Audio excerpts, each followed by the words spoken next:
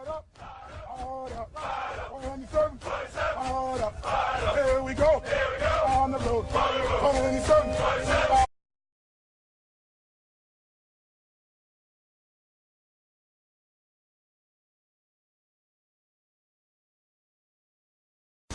So you're a sniper? Yeah. And what do you do? Sniper. You're a sniper shot? Yeah. Oh, you both are snipers. Okay. Yeah. We got a lot of other jobs too. My first 2 platoons, I was a comms guy and a JTAC. I still am, but I don't do that job as much. Okay. JTAC's a joint terminal air controller. You just basically talk to the birds and drop bombs. Yeah. Yeah. So there's a lot of other little jobs that you do. Like for a SEAL, why it's different from a CCT, a combat controller, he only does one job. He's only a combat controller.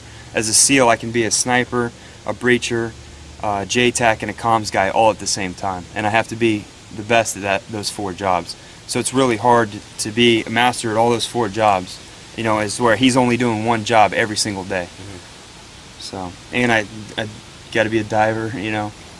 So there's a lot of stuff that a lot of other schools that you have to bring to the table. Very cool.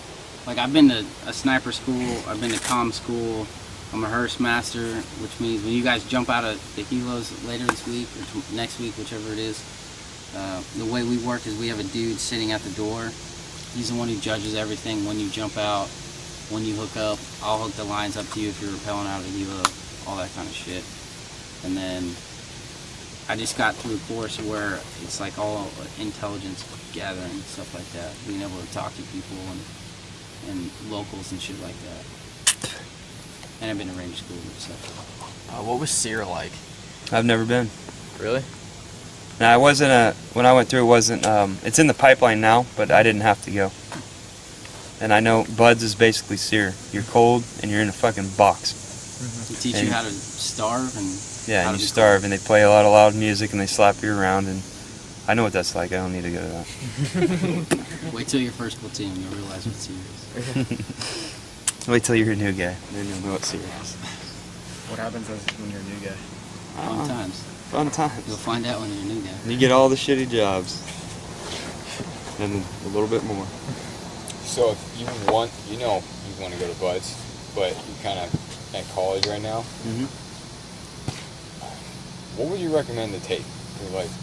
For college? Yeah, if you could take anything you want. Are you in college right now? Yeah. What do you want to do?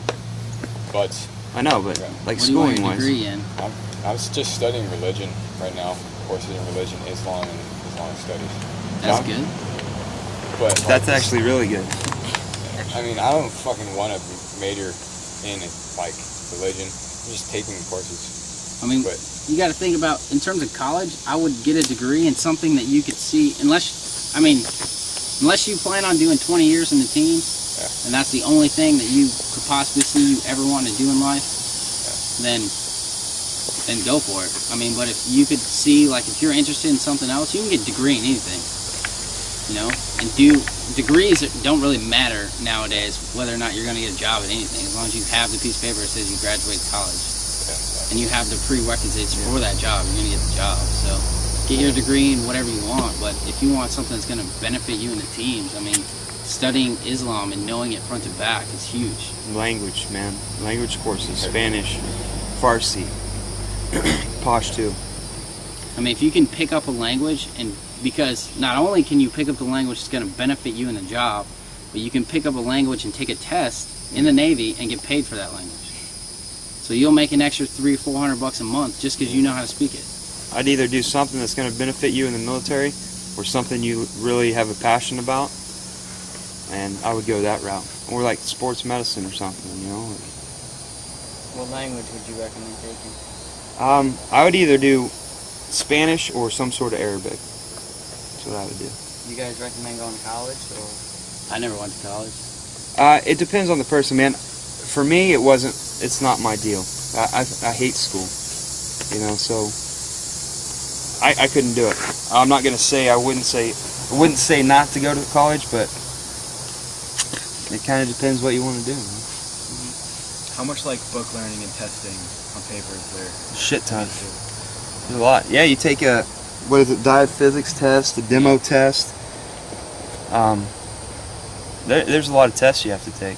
I mean, it's not shit that you have to go to college, because I never No. went to college, you know, but there are a lot of tests you have to take in the teams, throughout the teams, and buds and SQT that is written down papers, Yeah. shit like that. So, like the special language pay you mentioned before, is that for all languages, or would that No. only be for something that's in demand, like There's Arabic? certain languages that they have deemed as beneficial to the military, like Arabic, Spanish, French, Russian? not Russian. What about sign language? It's not language. Kind of neutral. Shit like that, like countries we go to where they speak it.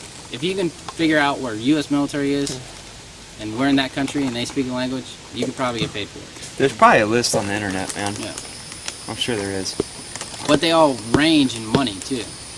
The most demand one right now is like Arabic-based languages like Pashto and Farsi and Yeah. Spanish Dari is big and too. shit like that, and Spanish. Why Spanish big? Because there's a lot of stuff going on in South America. Yeah. Is there usually a translator in the team? Yes. Yes. We'll always, when we go out, they'll